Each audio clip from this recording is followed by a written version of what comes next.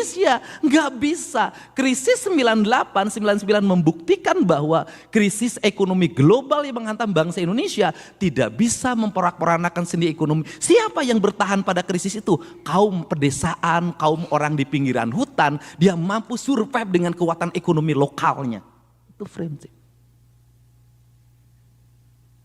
Saya belajar, Pak.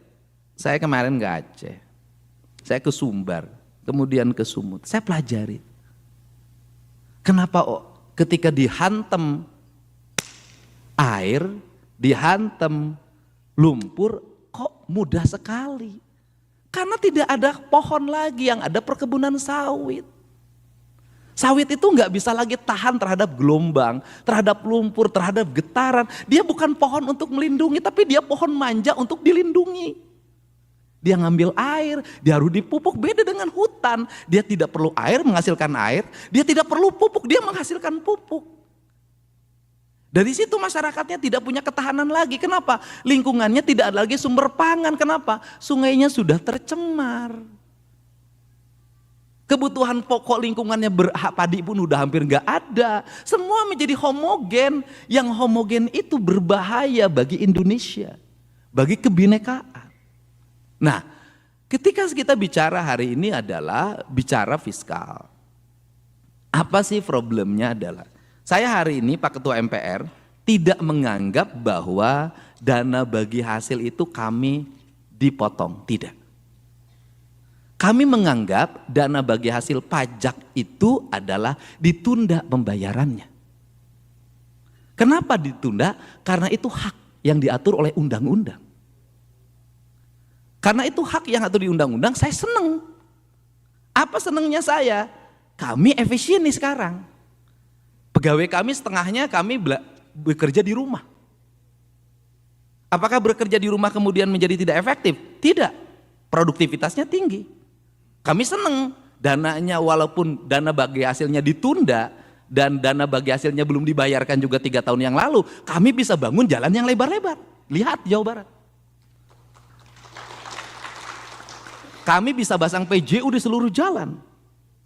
Kami bisa menggratiskan sekolah SMA dan membangun puluhan ruang kelas, ratusan ruang kelas baru dan membangun puluhan unit sekolah baru.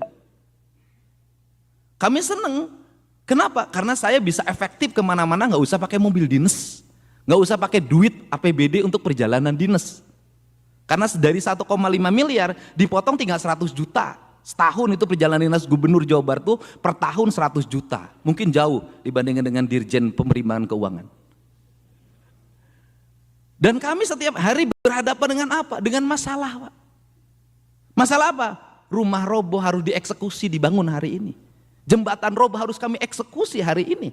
Dan kami hari ini sudah merambah saja, bukan yang kewajiban provinsi, yang kewajiban nasional pun kami bangun. Jalan di Kerawang karena sudah berpuluh-puluh tahun macet, padahal itu kawasan industri, penghasil pajak yang tinggi bagi nasional.